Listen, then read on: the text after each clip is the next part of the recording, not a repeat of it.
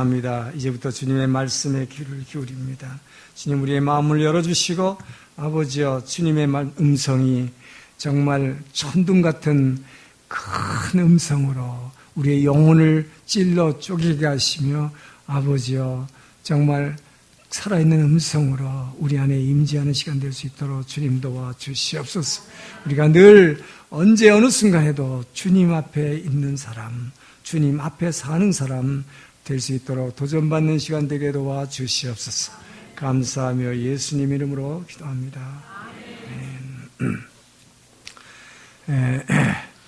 15세기 중엽에 밀라노에 새로 세워진 산타마리아 그라시의 수도원, 이 건물에 유명한 그림이 있죠. 최후의 만찬 그림이 있습니다. 여러분 나중에 시간 되시면 밀라노를 가시면 꼭 여기를 한번 가보세요. 저도 가봤는데 이 수도원에는 다른 건 없고 이 그림 하나 딱 붙어 있는데 전 세계에서 관광객이 수백만 명이 와요. 예수 안 믿는 사람들도 워낙 유명하기 때문에 이거 보러 오는데 재작년인가요? 수리가 끝났는데 이거 말하자면 오래돼서 그림을 다시 색채를 다시 복원하는 작업을 5년 동안 했다고 그래요.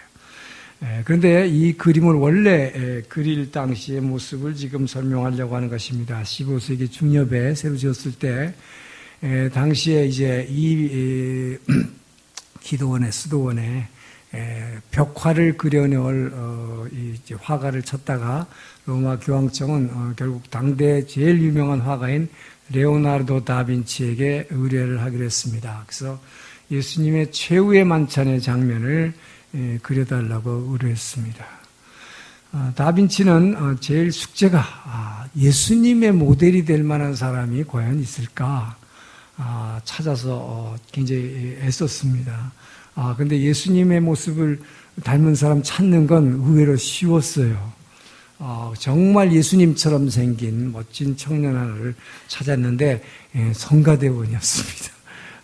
성가를 이렇게 찬양하는 모습이 정말 천사같이 보였다고 그래요.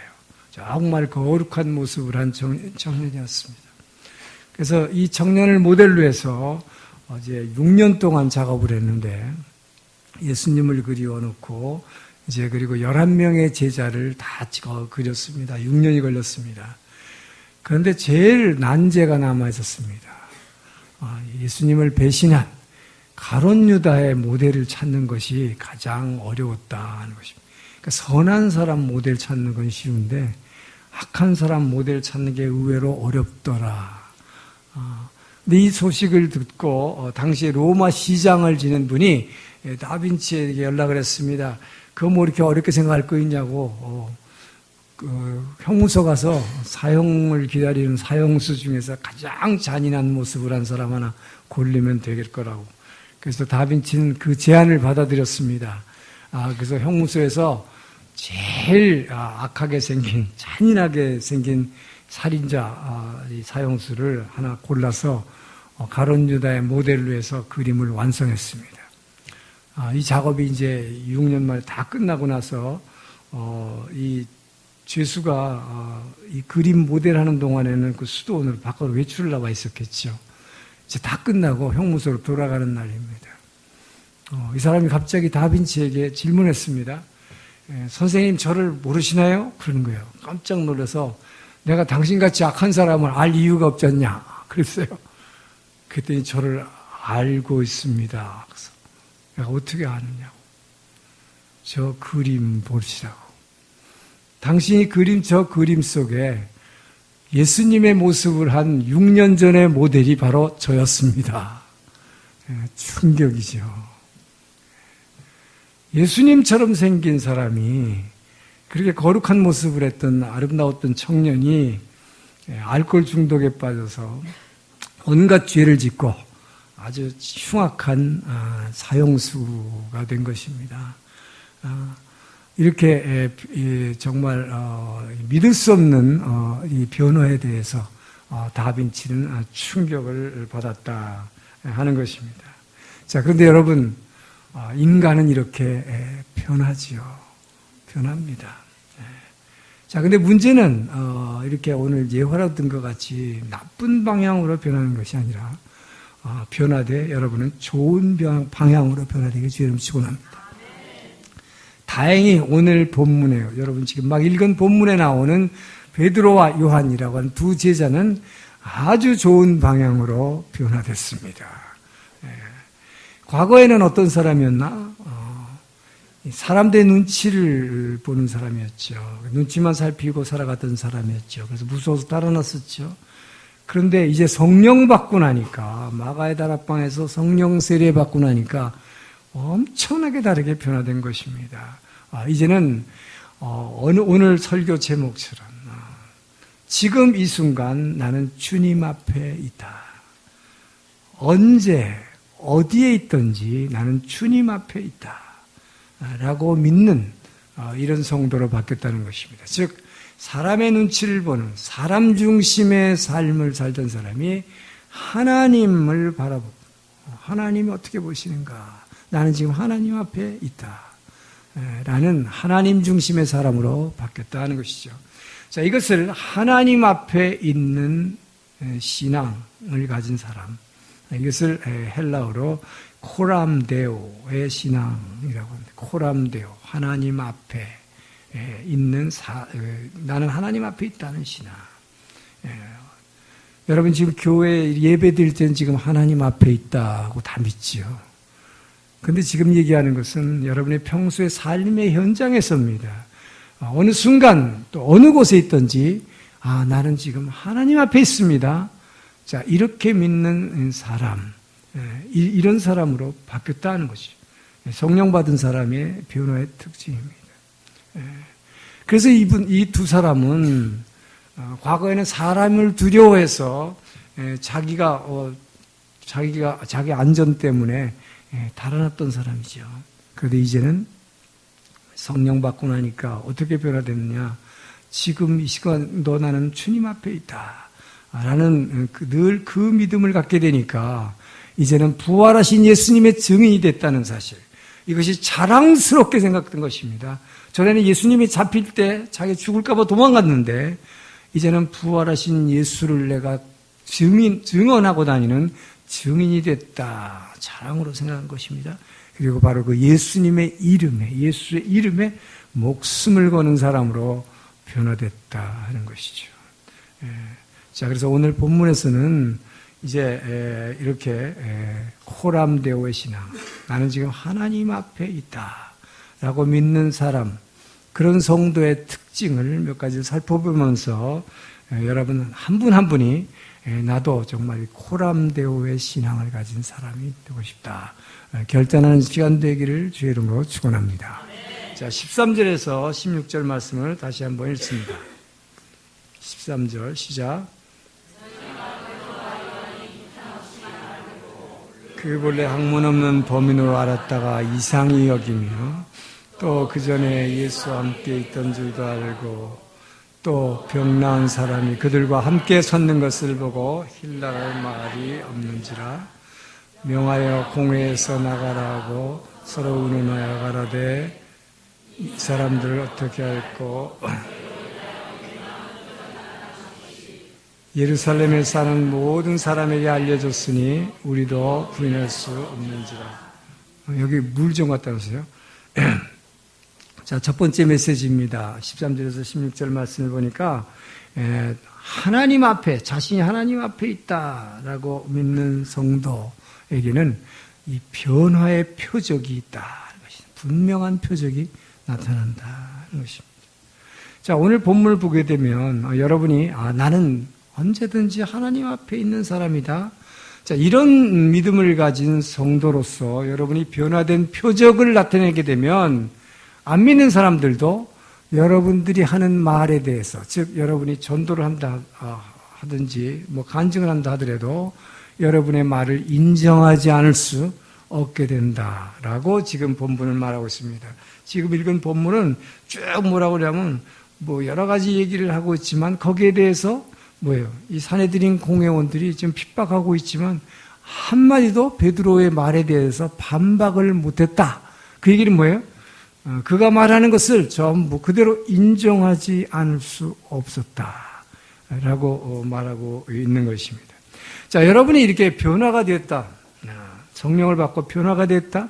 이 변화된 표적은 여러 가지가 있을 수 있지만 지금 여러분들이 읽은 이 본문에서는 이 베드로와 요한이 어떻게 변화됐는가 네 가지의 표적으로 나타납니다. 조금 전에 13절을 보게 되면 저희가 베드로와 요한이 기탄 없이 말함을 보고, 한국말로 기탄 없이, 일본어 성경은 대담하게 말하는 것을 보고, 여러분, 기탄 없이 말한다라는 것은 말을 막 유창하게 잘한다 하는 것과 다르죠. 기탄 없이 말한다, 담대하게 말한다 하는 것과 저 사람 말 잘하는 사람이 하는 것 의미가 다릅니다.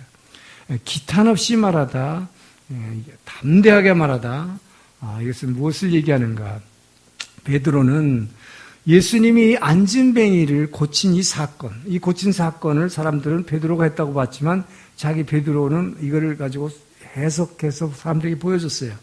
뭐라고 해석했습니까? 아주 어려운 신학적인 용어를 동원하지 않았습니다.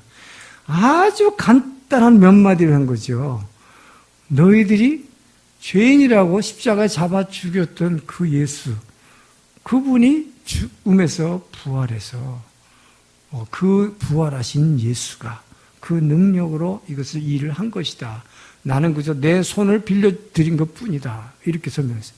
아주 간단하게. 여러분, 이게 뭘 얘기합니까? 여러분이 무슨 누군가를 전도할 때 막 말을 많이 하고 어려운 말을 많이 해서 설득을 해서 상대방을 전도하려고 할 필요 없다는 것이죠. 아주 간단한 말로 성령님이 말하게 하시는 대로 이것이 가장 담대하게 말하는 것이다. 자, 이것은 바로 이 베드로가 이렇게 한 것은 평소에 살아계실 때 예수님의 제자들에게 하신 그 약속의 말씀이 성취된 것입니다. 자, 마태복음 10장 19절에서 20절에 예수님이 이렇게 제자들에게 평소에 말씀하셨어요. 마태복음 10장 19절에서 20절 시작. 너희를 넘겨줄 때 어떻게 또는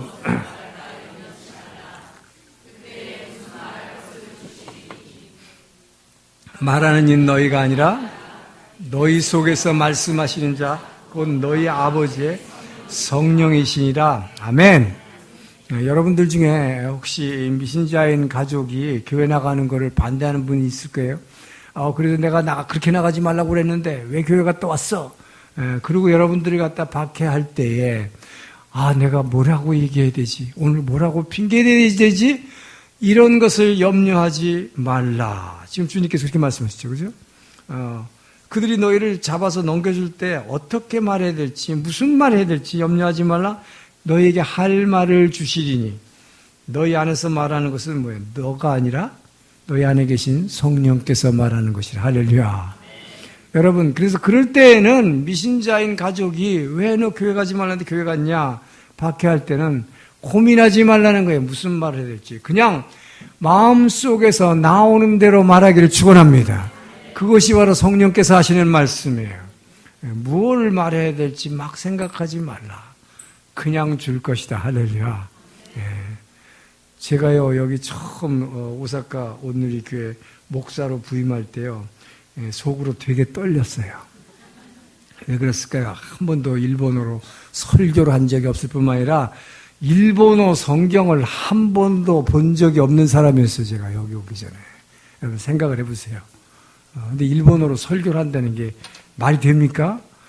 발령은 났는데 하 목사님이 가라니까 가긴 가야겠는데 2주일밖에 그때 시간이 없었는데 막 그냥 생각만 하면 가슴이 무거워서 제가 하던 일본말이 동경에 있을 때 대사관에 있을 때 주로 일본 사람들하고 가라오케 하는 일본말이었는데 이 더군다나 미나미라는 곳에 와가지고 설교를 하다니 있을 수 없는 일이라고 속으로 참 그러나 하여튼 주님이 가라고 하셨으니 가긴 가야겠는데 그런데 어느 날 여러분 놀랍게도 주님께서 제게 아주 강력하게 나팔 소리 같은 음성으로 뒤에서 말씀하시니까 내가 너에게 너는 절대로 염려하지 말라. 내가 내 입술에 내가 할 말을 넣어주리니 너는 그저 내가 하라는 대로 하라. 입을 열어 말하라. 할렐루야. 담대하게 말하라. 할렐루야. 그래서 왔어요. 그래서 이렇게 하잖아요. 제일 사실 처음에 어려웠던 것은 설교는 막 써서라도 이렇게 뭐 하면 되겠는데 물론 뭐 되게 힘들었지만 기도하는 거, 일본어로 여러분 기도하는 거, 다른 거는 막 뭐 통역해서 하면 되지만 누구한테 기도를 해줘야 되는데 기도를 해줘야 되는데 뭐예요? 머리로 한국말로 생각해가지고 여기서 또 막 통역을 해가지고 입으로 나오네. 이게 속도차가 있어요.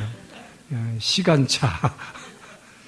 너무 힘들었어요. 근데 매일 새벽 기도하고, 매일 설교하고, 매일 새벽에 일본말로 기도하니까, 한 6개월 지나니까 이 안에서 뻥 터져. 지금 여러분 제가 혼자서 새벽에 기도할 때 일본말로 기도하는 거 아세요? 아니, 제가 그냥 나오는 거예요. 제가 뭐 의식적으로 하려는 게 아닙니다. 여러분 성령 받은 자의 축복을 믿으시기 바랍니다. 성령께서 말씀해 주십니다. 여러분, 그렇기 때문에 어떤 박해가 오더라도 무엇을 말해야 될지 두려워하지 말길 주의 이름으로 축원합니다. 이것이 여러분이 변화된 표적, 첫 번째 표적이에요. 지금 본문에 보게 되면 두 번째 13절에 또 13절 지금 계속 나오는데 기타로 말했다. 두 번째는 본래 학문 없는 범인으로 알았는데 이상히 여기며, 두 번째 변화가 뭘까요? 무식한 사람이 아주 박식한 사람으로 변화된다는 것. 단지 유식한 사람 정도가 아니라 박식한 사람. 왜요? 당시 사내들인 공회 국회의원들이자 바리새인이요 성경학자들입니다. 아주 대단한 랍비들입니다. 신학자들이죠. 당대의 신학자들이. 이 사람들이 베드로가 아주 무식한 어부라고 생각을 했어요. 그래서 무시했죠. 아주 속으로 굉장히 무시했습니다. 저 어부들이 뭘 할까라고 생각한 거죠. 뭐 하나님 얘기를 막 하고 하는 구약 성경 얘기도 하고 하는데, 그러나 지금 이야기하는 것을 보니까 뭐예요? 자기네들이 당대 헬라의 최고의 지성인이요 최고의 신학자들임에도 불구하고 특히 당대 그리스의 수사학이라는 것은 아주 당대 수사학 뭡니까? 웅변하는 학이에요. 말을 어떻게 잘하는가, 논리적으로 얘기하는가, 이것을 다 배운 사람들이, 수사학에 정통한 자기들이 감당하기에도 역부족이다. 그럴 정도로 베드로의 설교가 너무나 논리적이고, 그리스 사람들이 생각하는 건 뭐예요? 냉철한 이성, 논리적이고 합리적이 됩니다. 논리적이고 합리적이었어요. 거기다가 설득력이 있었다. 할 말이 없었더라. 할렐루야. 이들이 어떻게 할 말이, 힐난할 말이 없었다. 이것이 바로 여러분 성령을 받고 지금 이 시간 나는 주님 앞에 있는 사람이다 라고 믿는 성도의 변화의 특징이다 하는 것입니다. 여러분, 그렇기 때문에 여러분이 말씀을 전하거나 전도할 때에 미신자 중에는 학문의 능력만 믿죠. 공부 많이 한 거. 그런 분들이 여러분 말할 때 담대지기를 주의 이름으로 축원합니다. 왜요? 성령님께서 여러분에게 지혜를 주실 것입니다. 그 지혜를 가지고 담대하게 말할 때에 이것은 상대방이 저 사람 뭐 별로 공부도 못한 사람인데 라고 생각할지 모르지만, 여러분들이 말할 때에 지금 이들이 놀란 것처럼 뭐예요? 그 본래 학문 없는 평범한 사람으로 알았다가 이상히 여기게 되기를 여러분 정말 그렇게 되는 것을 믿으시기 바랍니다. 담대하게 말하는 거예요. 그래서 여러분들이 아주 뭡니까? 성령의 능력으로 말하게 되면 그때 여러분에게 설득력이 생기는 거지. 여러분이 막 설득하려고 막 할 필요 없다 이 말이에요. 그냥 나온 대로 말하세요. 그래서 여러분이 정말 나는 지금 이 시간, 내가 지금 전도하고 있는 이 시간, 나는 주님 앞에 있습니다. 여러분 이 믿음만 가지고 여러분 전하게 되면 여러분이 아주 지혜롭고 설득력 있게 전하는 능력을 가지게 되면 믿으시기 바랍니다. 상대방이 반박할 수가 없다 하는 것입니다. 자, 이것이 두 번째 변화예요. 또 하나의 변화가 있습니다. 같은 13절입니다. 또 그 전에 예수와 함께 있던 줄도 알고. 이게 뭡니까, 여러분? 왜 베드로의 말이 설득력이 있었을까요? 단지 논리적으로만 얘기했기 때문이 아니에요. 베드로가 평소에 예수님하고 같이 생활했던 사람이라는 것을 이 산헤드린 공회원들이 다 알고 있었다 하는 것입니다. 그래서 할 말이 없었다는 거예요. 그 얘기는 뭡니까? 예수님하고 평소에 살았던 사람, 같이 밥 먹고 같이 잠자고 늘 같이 있었던 사람이기 때문에 이 세상 누구보다도 자기네들이 아는 그 예수보다도 이 사람은 예수를 잘 알고 있기 때문입니다.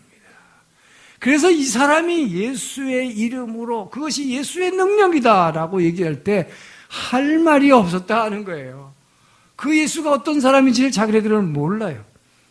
근데 늘 함께 생활했다는 것을 알고 이것입니다. 이것이 뭘 말합니까, 여러분? 늘 주님 앞에 있다 하는 사람들은 예수를 아는 지식으로 충만한 것입니다. 할렐루야. 여러분이 정말 성경 지식이 충만하게 주 여러분 축원합니다. 여러분이 성경을 예수님을 아는 그 지식이 성경을 아는 지식이 충만할 때 요즘 한참 그 지금 유행하는 그 이단 신천지 같은 이단이 여러분을 그들이 어떻게 하는 특징이 뭐예요? 꼭 성경 통일교도 그렇지만 성경 말씀을 가지고 여러분을 갖다 유혹하기 때문에 성경 공부하자 그래놓고 유혹하기 때문에 성경에 대한 지식이 없는 사람이 당하는 거죠. 성경에 대한 지식을 알고 있고 예수님에 대한 지식을 알고 있으면 절대로 당하지 않습니다. 여러분들이 왜 평소에 성경 공부를 열심히 해야 되는지. 그렇기 때문에 여러분 큐티도 중요하지만 성경 공부해야 돼요. 성경 알아야 돼요. 성경을 모르고 그냥 큐티만 해서 부분적으로 자꾸 파고드는 것만 아니라 성경 전체를. 그래서 자꾸 통독도 하고 성경 전체를 제가 자꾸 읽히고 여러분들이 공부하라고 하는 것은 성경을 모르면 전체를 모르면요. 부분적으로만 알고 있을 때 이단은 전체적인 걸 가지고 들어요. 그래서 성경을 알아야 되겠죠, 전체를. 이걸 모르면 당한다, 이 말이에요. 암만 큐티 잘해도 당해요. 이게 왜냐면 주로 큐티 많이 하는 교회에 신천지가 침입해가지고 교회를 황폐화시키기 때문입니다. 왜? 성경 전체의 그림을 모르니까. 성경 지식으로 충만하게 주 여러분 축원합니다. 자, 그래서 이 세 번째 변화입니다. 여러분, 주님 앞에 늘 나는 주 앞에 있는 사람이다. 라고 생각하는 사람은 성경 지식으로 충만하다. 풍부한 성경 지식을 갖고 있다. 자, 네 번째 변화가 14절에 나오는데 또 병 나은 사람이 그들과 함께 섰는 것을 보고 할 말이 없는지라예요. 이게 뭡니까? 이건 구체적인 증거입니다. 무슨 증거입니까? 간증입니다. 여러분, 안전뱅이가 일어나서 고침을 받아서 베드로하고 같이 서 있다는 것, 이 이상 예수의 능력, 저것이 예수의 능력으로 나타난 것이다 라고 하는 그 예수의 능력이라는 강력한 증거가 어디 있겠어요? 실제로 이 사람이 서 있는데, 앉았던 사람이 평생을 40년 동안 앉아있던 사람이 일어나 서 있는데, 이럴 때에 아무도 반박할 수 없다. 뭘 얘기합니까? 여러분에게 단지 성경 지식이 머릿속에만 있고 가슴 속에만 있는 것이 아니라 여러분들이 정말 여러분의 삶 가운데 찾아오는 고난, 이 고난을 통해서 여러분이 예수님과 함께 나는 죽었고 함께 다시 살아났다는 이 생생한 간증이 있기를 주의 이름으로 축원합니다. 이 간증이 있을 때에 상대방은 힐난할 말이 없는지라. 여러분이 그 간증을 갖고 나올 때 아무도 반박할 수가 없어요. 왜? 내가 체험했기 때문에. 이 체험 이상 강력한 설득은 없습니다. 여러분들이 그러한 간증이 있기를 주의 이름으로 축원합니다. 자, 지금 이렇게 오늘 본문엔 네 가지 변화를 봤습니다. 주님 앞에, 내가 지금 주님 앞에 있다. 어디에 있든지 주님 앞에 있는 사람이다. 자, 여러분이 이 신앙을 가지면 진짜 중요한 여러분의 변화가 하나 생깁니다. 거룩한 사람이 된다는 것입니다. 여러분들이 혹시 사단의 유혹에 의해서 혼자 있을 때, 어디 아무도 없는 데 있을 때 죄 짓고 싶을 때가 있어요. 죄를 지으려고 할 순간이 있어요. 그 순간에 바로 여러분이 이걸 깨달아야 돼요. 나는 지금 지금 이 순간 내가 주님 앞에 있는 사람이다. 할렐루야. 여러분이 그렇게 생각을 들면 어떡하겠어요? 그 믿음을 갖고 있으면 절대 그 순간에 죄를 못 짓습니다. 죄 지으려 하다가 지금 이 순간에 내가 주님 앞에 있다. 주님의 임재 앞에 내가 있는데 내가 어떻게 이런 짓을 할 수가 있을까? 깜짝 놀라는 거예요. 자기가 죄 지으려다가. 바로 여러분들이 이 코람데오의 신앙, 주님 앞에 있다는 신앙, 언제든지 어디 있든지 이 신앙으로 날마다 승리하길 주 이름으로 축원합니다. 자, 18절에서 19절을 읽습니다. 18, 19 시작.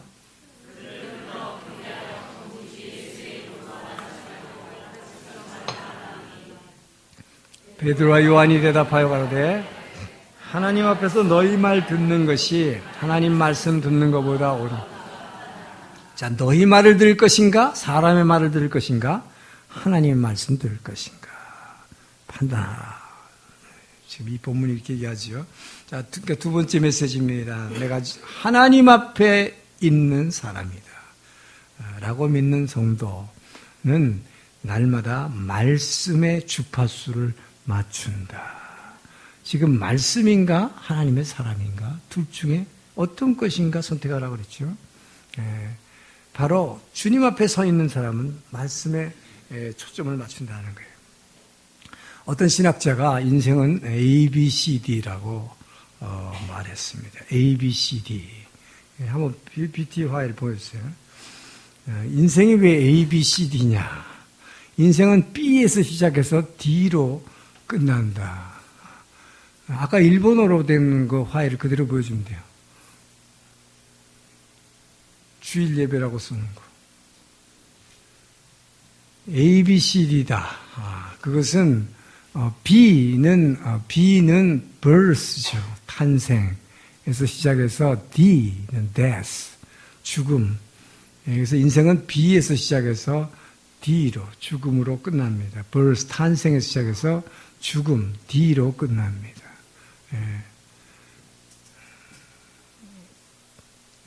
인생은 ABC다. birth에서 death로 끝납니다.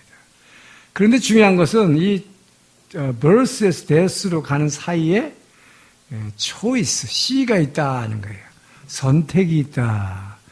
그래서 인생은 뭡니까? 태어나서 B에서 D로 죽음으로 가는 그 사이에 평생 여러분 일생 동안 선택하며 살아가는 것이죠. 무엇을 먹을까, 무엇을 입을까, 어디로 갈까, 이것을 할 건가, 그 사람을 만날 것인가, 전부 선택이에요. 평생 선택하며 삽니다. 자, 그런데 여러분이 이 선택을 하는 것을 무엇이 컨트롤하는가 하는 것입니다. 여러분의 선택을 C를 컨트롤하는 게 A다. attitude, 마음의 자세예요. 여러분이 마음이 어떻게 자세를 갖고 있느냐가 여러분이 선택을 하게 해요. A에서 C. 이거 한번 더 눌러보세요. A가 C를 컨트롤합니다. 그러고 보니까 인생은 ABCD인데 제일 중요한 게 결국 뭐예요? A다는 거죠. attitude. 그 마음의 자세가 결국은 인생의 질을, 어떤 이 질을 퀄리티를 결정하는 것은 마음의 자세다 하는 거예요. 자, 그러면 여러분의 이 마음의 자세가 어느 쪽, 뭐에 의해서 영향을 받느냐 하는 거예요. 이 마음의 자세에 영향을 받는 것이 말입니다. 저 위에 고토바라고 써놨죠. 일본말로 했기 때문에 고토바인데. 이 말인데, 이 말이, 한번 더 눌러보세요. 말이 결국 뭐예요? 마음의 자세를 컨트롤하는 거예요. 그러니까 여러분의 마음의 자세가, 아까 본문에 나왔죠. 사람의 말이냐? 하나님의 말이냐? 어느 쪽에다가 주파수를 맞추느냐에 따라서 여러분의 인생이 질이 결정된다 하는 얘기입니다. 자, 여러분이 이 FM 통해서 음악을 들어요. 그러면 주파수를 이렇게 맞추는데 주파수를 잘 못 맞추면 어떻게 됩니까? 똑바로 못 맞추면 잡음이 나오지. 근데 똑바로 맞추면, 다이아를 똑바로 맞추면 멋진 음악이 나오지. 교향악기, 심포니가 나오게 되는 것입니다.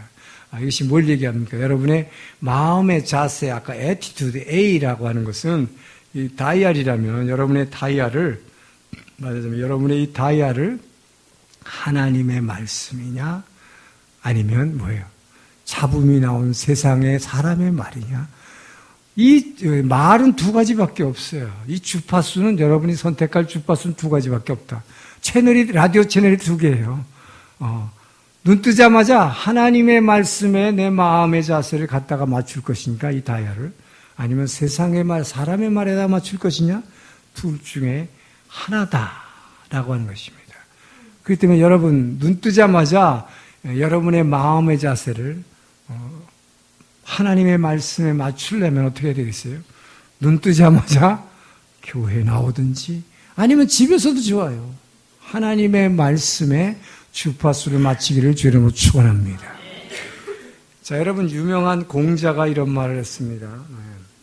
인간이 나이가 40이 되면 공자는 원래 15살에 뜻을 세웠던 사람이에요. 15살에 자기가 굉장히, 공자는 출생 자체가 아주 불행한 사람이죠. 65세가 된 은퇴한 장군이 우연히 들밭에서 만난 17세의 무당 소녀와 들판에서 태어났다고 하는 사람이 공자입니다. 자기의 출생을 늘 부끄럽게 생각했던 사람인데, 그러나 그래서 65세의 아버지가 자기를 낳았으니 금세 돌아가셨겠죠. 그래서 어머니 밑에서, 홀어머니 밑에서 자랐는데, 그래서 늘 뭡니까, 소위 말하는 이 부모 효도 사상이 누구한테 나왔어요? 공자한테서 나왔죠. 어머니한테 그걸 배운 거죠. 자, 근데 어쨌든 이 공자가 이런 말을 했어요. 그래서 15살에 지식을 이 사람은 상품화하겠다 생각했습니다. 지식을 그러니까 인간이 공부를 계속하면, 지식을 많이 쌓으면 이것이 상품화돼서 이걸 가지고 자기는 돈이 하나도 없고 가난하지만 돈 벌 수 있다 생각한 거예요. 그 뜻을 세웠습니다. 30에 그 뜻을 이룬 사람이에요. 그때부터 팔리기 시작했어요. 그 지식을 가지고 다니면서.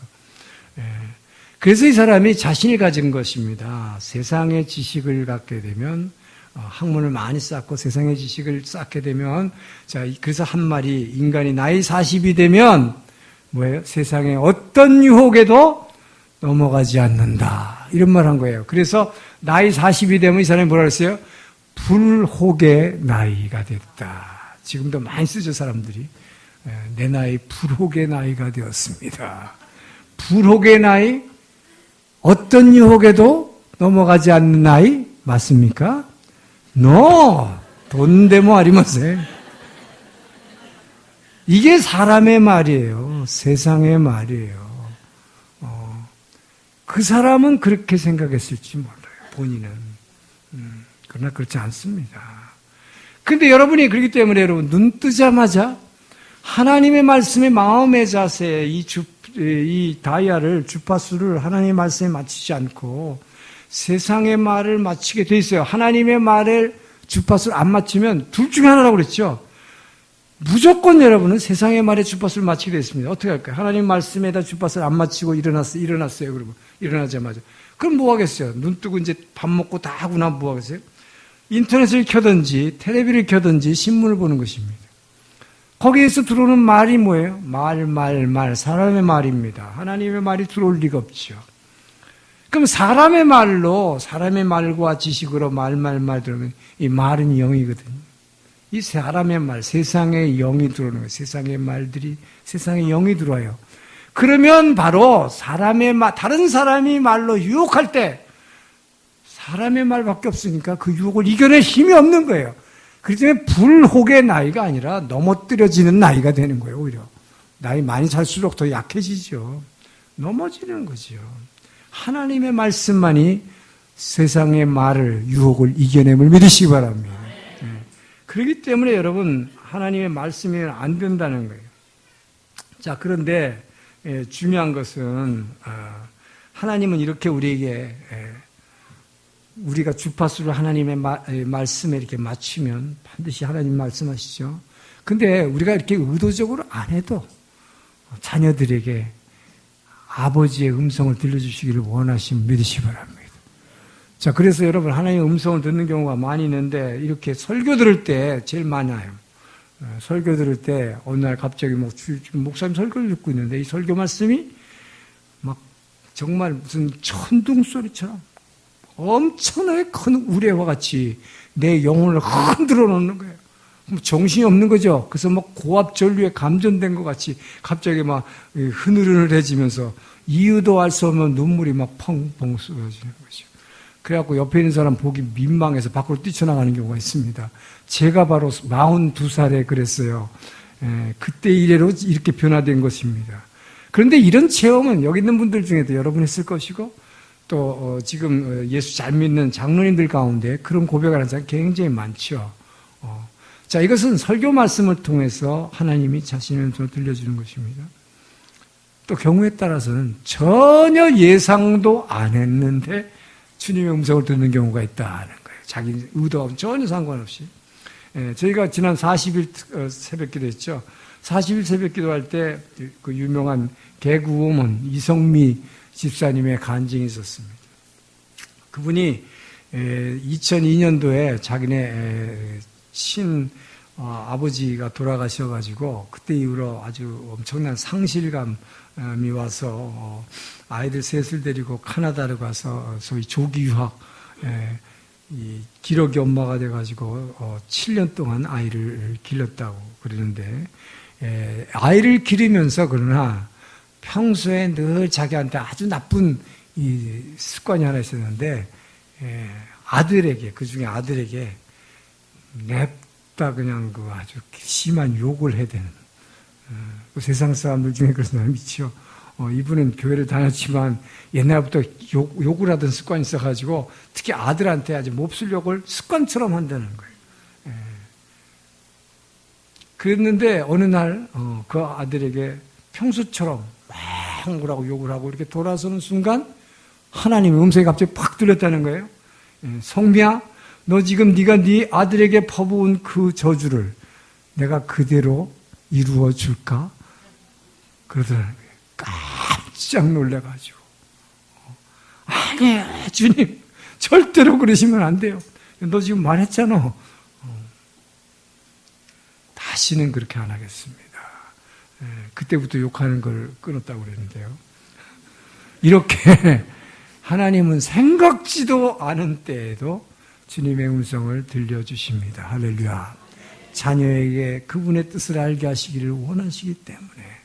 그러나 여러분, 이거는 어쩌다 있는 일이기 때문에 여러분이 실제로 지금 말하는 메시지는 뭡니까? 베드로가 사내들인 공회원들 앞에서 물어봤지요. 지금 예수의 이름으로 다시는 전도하지 말아라. 협박하면서 얘기했습니다. 그러나 내가 너희의 말을 들을 것인가? 하나님의 말씀을 들을 것인가? 판단하라. 여러분이 정말 주님 앞에 사는 사람이라면 여러분 스스로 눈 뜨자마자 어느 말을 선택해야 될지 결단하시기를 주의 이름으로 축원합니다. 자, 마지막으로 20절에서 21절 있습니다. 시작.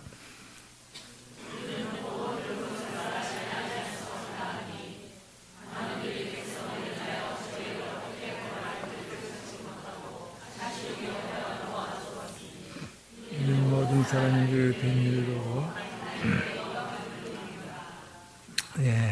여기서 보면 20절에 내가 우리는 보고 들은 것을 말하지 않을 수 없다. 보고 들은 것을 말하지 않을 수 없다. 이 마지막 메시지는 뭡니까? 내가 주님 앞에 있는 사람이라 라고 믿는 성도는 예수의 이름에 목숨을 건다. 할렐루야. 그 이름을 전하지 않고는 보고 들은 것을 말하지 않고는 견딜 수 없는 사람이 된다 하는 것입니다. 지금 20절 지금 보니까 정말 우리는 보고 들은 것을 말하지 않을 수 없다 라고 하는 것을 봐서 분명하게 지금 베드로는 뭐예요? 정말 주님 앞에 있는 사람, 주님 앞에 있다고 믿는 사람으로 변화된 것을 우리는 분명히 알 수 있습니다. 왜입니까? 그때는 과거에는 자기 안전, 몸의 안전이 우선이기 때문에 십자가 앞에서 무서워 도망갔는데 이제는 뭐예요? 다시는 너 예수 이름으로 전하면 너 당장 가둘 거고 너 죽을 거야 라고 하는 목숨을 위협하는 사내들인 공회의 그 판단에도 불구하고 위협에도 불구하고 우리는 보고 들은 것을 전하지 않을 수 없습니다. 할렐루야. 이 믿음 가지게 되길 주님 축원합니다. 여러분, 우리가 보고 들은 것을 전하지 않을 수 없는 것, 왜 그럴까요? 이 세상 사람들은 위로의 말이 없어요. 세상의 말, 여러분, 여러분이 뭐가 안 좋았을 때 누군가 위로한다고 와서 한마디 하는 게 위로가 됩니까? 오히려 막 끌고 넘치고 막 위로한다고 하면서 사람 마음을 막 뒤집어놔요. 인간의 말은 절대 위로가 되지 않습니다. 우리가 고난받고 있을 때 우리의 마음을 진정으로 위로하고 우리의 마음에 세상에 줄 수 없는 평화, 이 평화를 줄 수 있는 것은 하나님의 말씀뿐임을 믿으시기 바랍니다. 바로 말씀이신 예수 그리스도, 그분의 삶 자체, 우리가 그 예수 그리스도, 말씀이신 예수 그리스도, 그 이름 안에 들어가 있는 능력. 왜요? 그분이 받으신 그 고난, 바로 나를 때문에 받으셨던 그 고난, 그 부활의 능력이 그 이름 안에 있기 때문입니다. 할렐루야. 그렇기 때문에 그 이름을 내가 보고 예수를 믿고 보고 들은 것, 내가 만난 예수, 내가 체험한 것 전하지 않을 수는 견딜 수 없는, 전하지 않고는 견딜 수 없게 되는 것이 여러분들이 바로 주님 앞에 있는 사람의 변화다 하는 것입니다. 그렇기 때문에 여러분이 정말 전도할 때 주님이 기뻐하십니다. 여러분이 정말 부활하신 예수의 증인이 될 때 생명의 면류관이 예비되었음을 믿으시기 바랍니다. 여러분이 정말 보고 들은 것, 내가 만난 예수, 내가 체험한 것을 전할 때 여러분의 가정과 여러분의 자녀들이 축복받을 것입니다. 그리고 여러분 한 사람한테 전도할 때요, 이 교회가 부흥함 믿으시기 바랍니다. 여러분이 전도할 때 여러분이 속해 있는 일본, 국적인 일본, 한국 나라가 부강하게 될 것을 믿으시기 바랍니다. 이 전도하는 제 축복이에요. 보고 들은 것을 말하지 않을 수 없다. 때를 얻든지 못 얻든지 그 예수의 이름을 전하는 자 되기를 주의 이름으로 축원합니다. 말씀을 마치기 전에 짧은 편지 하나를 소개하겠습니다. 1907년 우리 한국 당시 조선에 24세 젊은 나이로 미국의 선교사로서, 조선 선교사로서 파송된 루비 캔드릭이라는 이 선교사가 한국에 1907년도에 선교사로 부임해 왔어요. 근데 사역을 시작한 지 불과 8개월 만에 순교하게 됐습니다. 8개월 만에 24살, 아직 시집도 못 간 처녀입니다. 근데 이 루비라는 여자 선교사가 순교하기 직전에 부모님에게 보낸 편지입니다. 아주 짧은 편지예요. 읽어드리겠습니다. 사랑하는 아버지, 어머니, 저는 이곳 조선에서 작은 씨앗이 되기로 결심했습니다. 제가 씨앗이 돼서 이 땅에 묻히게 될 때 아마 하나님의 때가 되면 이 조선 땅에는 많은 꽃들이 피어날 것입니다. 그러면 그들도 다른 여러 나라에 가서 나와 같이 다른 작은 하나의 씨앗이 될 것을 믿습니다. 그래서 저는 이 조선 땅, 제 심장을 묻겠습니다. 이것은 조선을 향하는 나의 열정이 아니라 조선을 향한 하나님의 사랑임을 믿기 때문입니다. 어머니, 아버지 사랑합니다. 간단한 편지입니다. 바로 이 루비 캔드릭이라는 그 24살의 여선교사, 이분의 염원, 자기가 하나의 작은 씨로 이 조선 땅에 묻혀질 때 많은 꽃이 피어났어. 그들이 하나님의 때가 되면 또 다른 나라에 가서 작은 씨가 될 것을 믿는다고 그랬습니다. 바로 이분이 기도한 대로 저 같은 사람도 바로 그 조선 땅에서 구원받았죠. 당시 이름이 조선이었을 뿐이죠. 거기서 구원받았고 바로 하나의 씨앗이 돼서 문화도 다르고 언어도 다르고 생각도 다르고 아직까지 정말 여기서 제가 4년 사역했지만 일본 분들의 마음을 아직 모르겠어요. 정말 일본 문화 자체가 다테마에가 혼내가 다르다는 자체가 뭐야 안에 뭔가 숨겨져 있잖아요. 그걸 알 길이 없어요 아직도. 그렇지만 하나의 씨앗이 되고 있는 것입니다. 전 여러분들이 바로 그 씨앗이 되기를 주의 이름으로 축원합니다. 기도하겠습니다. 좋으신 하나님 감사합니다. 아버지께서 그 아들을 통해서 우리에게 이루신 이 모든 일